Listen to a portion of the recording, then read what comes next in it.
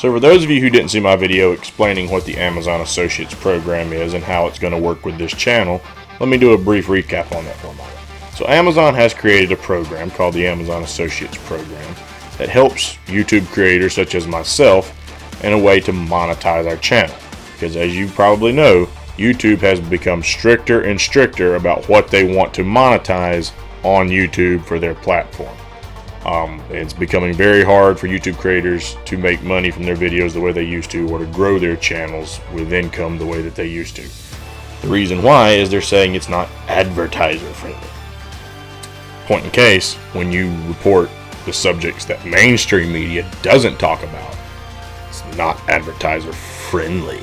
So they won't monetize your videos. So if you do shopping on Amazon, if you make purchases, you go to the link below, you click on it, it takes you to Amazon just like you normally would go to Amazon. You can then search for whatever product it is you wanted to buy, and by making that purchase after clicking on the link, this channel will get a commission of that sale. And it is a great way to help support this channel and help us spread our message and grow this channel so that we can reach more and more people out there. So we thank you for your support, and we hope you enjoy the video.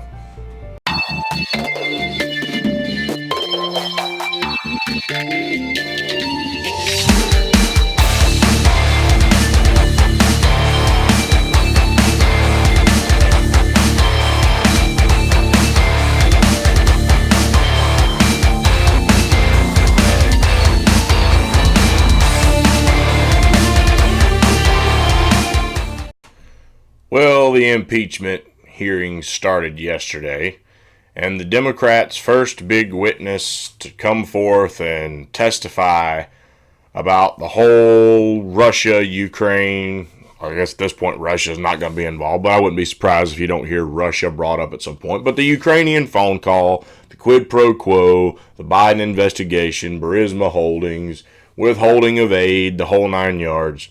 They bring forth the acting Ukrainian ambassador, William Taylor. And what we're about to take a look at is a clip just from one set of questioning. One set of questioning. I think when you look at this, you're going to just look at it and see exactly just how weak the Democrats' argument here is about why they're trying to impeach President Trump and why it is going to fall on its ass, pure and simple. What we're about to look at is Jim Jordan's 7 to 8 minute clip of him questioning Ambassador Taylor. And we're going to do a review and leave your thoughts, comments below, but this really exposes just how much of a joke this whole impeachment proceeding is turning out to be. As if people like myself, and probably many of you others out there, didn't already know it was just going to be a complete waste of time before it ever started anyway. So let's just take a look. Yield to Mr. Jordan. Thank the gentleman for yielding. Ambassador Taylor, thank you for being here. AIDS held up on July 18th, is that right? That's when I first heard about it, Mr. And then it's released, Ambassador Taylor, on September 11th. And we know that from your deposition, in those 55 days that aid is delayed, you met with President Zelensky 3 times. The first one was July 26th, the day after the famous call now between President Trump and President Zelensky. President Zelensky meets with you, Ambassador Volker, and Ambassador Sondland. And again, according to your deposition and your testimony, there was no linkage of security assistance dollars to investigating Burisma or the Bidens. Second meeting is August 27th. Again, in this 55-day time frame, second meeting is August 27th. President Zelensky meets with you and Ambassador Bolton and others. And again, there's no linkage of dollars, security assistance dollars, to an investigation of the Bidens. And then, of course, the third meeting is September 5th. President Zelensky meets with you and Senators Johnson and Murphy. And once again, there was no linkage of security assistance dollars to an investigation of Burisma or the Bidens. 3 meetings with the president of Ukraine, the new president, and no linkage. That's accurate? Ms. Jordan, certainly accurate on the first two meetings, because to my knowledge, the Ukrainians were not aware of the hold on assistance until the 29th of August. So the Politico article. The Politico article. The third meeting that you mentioned with the senators, Senators Murphy and Senator Johnson, there was discussion of the security assistance, but No linkage. But there was not discussion of linkage. 3 meetings face-to-face with President Zelensky, no linkage. Yet, in your deposition, you said this, and you said it again the first hour of the majority. My clear understanding was security assistance money would not come until President Zelensky committed to pursue the investigation. My clear understanding was they weren't going to get the money until President Zelensky committed to pursue the investigations. Now, with all due respect, Ambassador, your clear understanding was obviously wrong because it didn't happen. President Zelensky didn't announce he was going to investigate Burisma or the Bidens. He didn't do a press conference and say, I'm going to investigate the Bidens, we're going to investigate Burisma. He didn't tweet about it, and you just told the ranking member he didn't do the CNN interview and announce he's going to investigate Burisma. First of all, I just have to say one thing. This Ambassador Taylor guy, I don't know a whole lot about this guy, so I don't want to be too hard. I haven't really looked too deeply into him, but just looking at him, I feel like if he just grew a tiny little pencil mustache, he would look almost spot on to an old branch manager that I used to work under. And let me just say, that branch manager was about a dumbass. God. And even a lot of the same demeanors, just the unsure of himself when he's speaking and the smiling and stuff. Something about this guy, man. I don't know. He's coming across to me like he's about half cracked, but. Or the Bidens. So 3 face-to-face meetings, it doesn't come up, no linkage whatsoever. President Zelensky doesn't announce it before the aid is released on the 11th. And yet you said you have a clear understanding that those 2 things were going to happen. The money was going to get released, but not until there was an investigation, and that, in fact, didn't happen. So what I'm wondering is, where did you get this clear understanding? As I testified, Mr. Jordan, this came from Ambassador Sondland. Well, can you hold 1 second, Ambassador? I'm going to bring you a piece of paper from Ambassador Sondland's statement. Very good. And you can take a Oh, look very at this. good. Go ahead, though. I want to let you finish.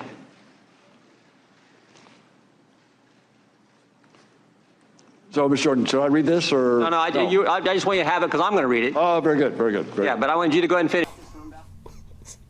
What is it with this guy, man? Oh, very good, very good, very good. Jesus. I tell you, man, this guy is about as awkward. Jesus. But I don't want to make this video drag out, so, but yeah, this guy, man. Just remember, these are the people representing us with countries around the world. This is the Ukrainian ambassador. Don't that make you feel such reassurance about our leadership? And the people who act as our diplomats and whatnot? Yeah. She said, Ambassador, you got this from Ambassador Sondland. That is correct. Ambassador Sondland also said that he talked to President Zelensky and Mr. Yermak and had told them that although this was not a quid pro quo, if President Zelensky did not clear things up in public, we would be at a stalemate. That was one point. It was also the case. Mr. Morrison talked to you, right? No, what I was going to say is Ambassador Sondland also told me that he recognized that it was a mistake to have told the Ukrainians that only the meeting with the president in the Oval Office was held up on in order to get these investigations. No, it was not just the meeting; it was also the security system. That is, everything was. So those two discussions. No, I understand. Okay. All right. So again, just to recap, you had 3 meetings with President Zelensky. No linkage in those 3 meetings came up. Ambassador Zelensky didn't announce that he was going to do any investigation of the Bidens or Burismas before the aid was released. He didn't do a tweet, didn't do anything on CNN, didn't do any of that. President Zelensky, excuse me. Right. And then what you have in front of you is an addendum that Mr. Sondland made to his testimony that we got a couple weeks ago. It says, Declaration of Ambassador Gordon Sondland. I, Gordon Sondland, do hereby swear and affirm as follows. I want you to look at point number 2, bullet point number 2, second sentence. Ambassador Taylor recalls that Mr. Morrison told Ambassador Taylor that I told Mr. Morrison that I conveyed this message to Mr. Yarmak on September 1st, 2019 in connection with Vice President Pence's visit to Warsaw and a meeting with President Zelensky. Now, this is his clarification. Let me read it one more time. Ambassador Taylor recalls that Mr. Morrison told Ambassador Taylor that I told Mr. Morrison that I conveyed this message to Mr. Yarmak on September 1st, 2019 in connection with Vice President Pence's visit to Warsaw. The hell is this? A game of telephone? I told this person, they told that person, they told another person, and then this person came back and told me. What? This is what the hell we're basing all this information off of? For God's sakes, even look at Ambassador Taylor's face right here. You know what? I'm going to snap that little bit and have it splice into the video here. Usually when I cut from the clip, I just cut it away. And I'm going to make sure that this is up. Look at his eyes right now. And you will see exactly what I'm talking about here. I mean, when the ambassador is sitting there looking at you with you know, eyes popping out his head like, whoa, what? Yeah.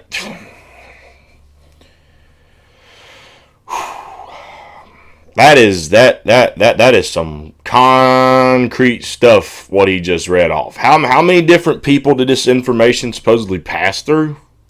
Jesus. And a meeting with President Zelensky. We got 6 people having 4 conversations in one sentence, and you just told me this is where you got your clear understanding. I think he just emphasized that perfectly, by the way. You got 6 people having 4 conversations in one sentence, and this is where you got your clear understanding from. Yeah, that's about as clear as the Atlantic Ocean down at Myrtle Beach. And it has the nickname Dirty Myrtle for a reason. Which, I mean, even though you had 3 opportunities with President Zelensky for him to tell you, you know what? We're going to do these investigations to get the aid. Didn't tell you 3 different times. Never makes an announcement, never tweets about it, never does a CNN interview. Ambassador, you weren't on the call, were you? You didn't listen on President Trump's call and President Zelensky's call? I did not. You've never talked with Chief of Staff Mulvaney? I never did. You never met the president? That's correct. You had 3 meetings again with Zelensky and it didn't come up. And 2 of those they had never heard about as far as I know. And President there was no reason for it President to come up. Zelensky never made an announcement. This is what I can't believe. And you're their star witness. You're their first witness. Mr. You're the Jordan, guy. You're the guy based on this. Based on, I mean, I've seen church prayer chains that are easier to understand than this. Ambassador Taylor recalls that Mr. Morrison told, now again, this is, I hereby swear and affirm from Gordon Sondland. Ambassador Taylor recalls that Mr. Morrison told Ambassador Taylor that I told Mr. Morrison that I conveyed this message to Mr. Yarmak on September 1st, 20. This all happens, by the way.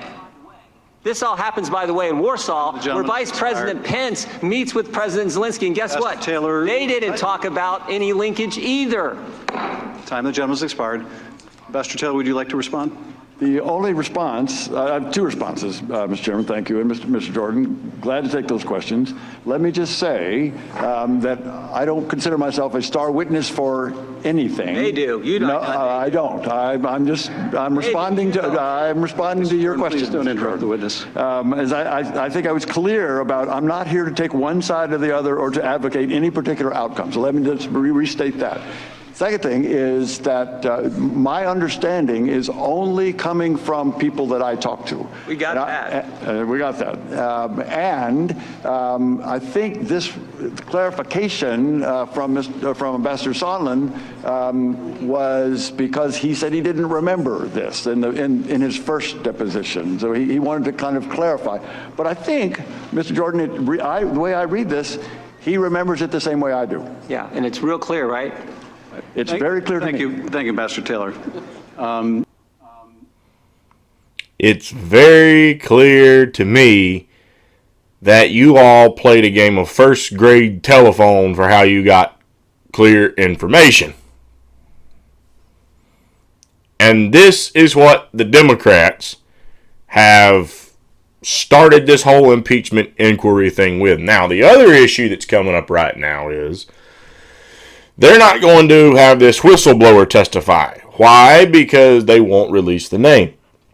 Oh, and by the way, you can't even say the name on YouTube because that's going to come with some pretty serious consequences.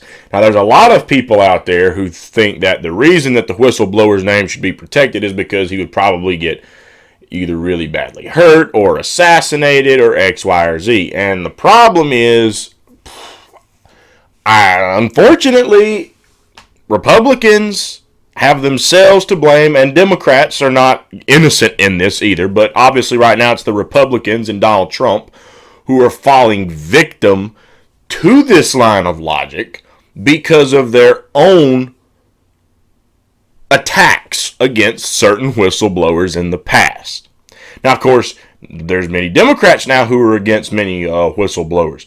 Now, point in case, they couldn't make this argument that the government, forget what the people might do. Forget the people here for a moment. We're just going to focus on the government.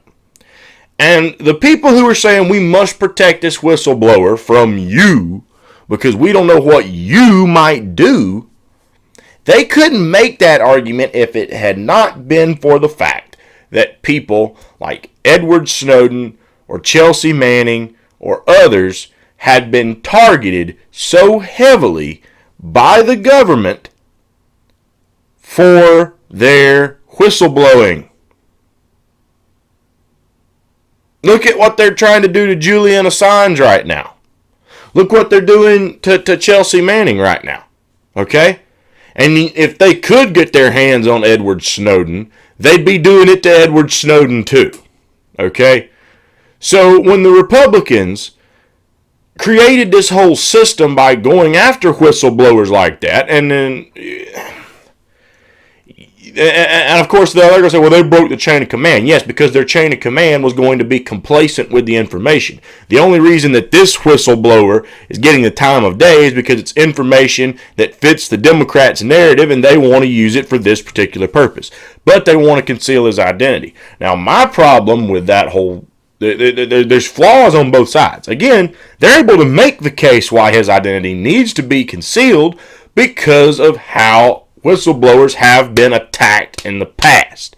Rather than be treated as people revealing the truth of the American people and the government just shutting up and taking it on the chin for being exposed for their corruption, they try to pull some of this, dictator-esque crap and imprison you and this and that. So no, they're able to make this case. But the problem by not having this person revealed, by not testifying is, you're not able to see just how credible it all is. You're not able to see, are they really telling us the truth? Is there flaws in their story? Is there holes in the story? You've heard this one narrative, and only Adam Schiff is the person who knows. And of course, Adam Schiff came out later in the same hearing, I do not know.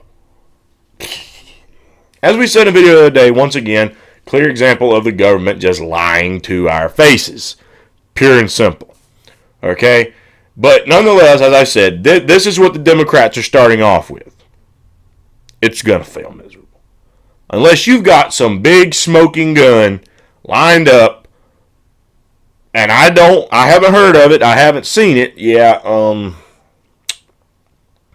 this is not going to do anything but continue to rally up the base that wants Trump impeached, rally up Trump's base who don't want Trump impeached, and for all of you who think, regardless of the CNN polls, regardless of all these different pundit polls out there that are telling you, Trump support's dwindling, Trump support is dwindling. There was a clip that CNN just put out where they interviewed a group of women. And there was one woman who was clearly an avid Trump supporter. Okay. Now, she didn't strike me as the sharpest knife in the drawer out of that whole panel of women. There was some questions they asked. She was just kind of when she tried to answer. Okay. But nonetheless, when they asked, okay, is there anything that Trump could do where you wouldn't vote for him? And they were like, no, I'm definitely vote for him. And the CNN anchor was like, okay, what if he shot someone on Fifth Avenue? Would you vote for him? Well, I'd have to know why he shot him. Now, on one hand, I kind of halfway see that. I kind of halfway, if it was self-defense, I don't know if that would sway my vote over a candidate. If someone was trying to assassinate them and they were carrying for themselves and shot the person in self-defense, you got a right to protect yourself. What? You're supposed to just let yourself get killed because you're running for office or because you're in office? No. So if there was clear evidence it was clear self-defense, then okay. But at the same time, very clearly, just like, no, I don't know why he shot him. You could tell that floored that CNN anchor. So I will say it again. Donald Trump's base is very, very loyal to Donald Trump. These people are only going to cling to him even tighter when you come in with weak, exploitable crap like this. When a Republican and Jim Jordan and the rest of the Republicans in this committee can sit there and dissect someone down this bad, you are not getting anything done. Trump's base is going to stick closer to Trump. Your base may be happy you're trying to pursue impeachment, but it ain't going to win you any elections. And if anything, all it's doing is taking attention away from the people running who actually have good policy that might be able to win the next election. But if you keep doing this, silence their message and boost Trump's base with outrage that they want to get out there, they are very gung-ho to make sure he wins this next election, you're handing him a second term. I mean, that's the simplest way to put it. You will hand Trump a second term. Period. Thank you for tuning into this episode of the Independent Report. If you liked the video, please give us a thumbs up and like the video. Also, if you have any questions or comments that you'd like to ask or topics you'd like us to cover, please drop a comment in the comment box below. And also, please subscribe to the channel. And if you do subscribe, ring that bell so you'll stay up to date when we drop new videos and you'll get notifications of it. And also, please support us on Patreon.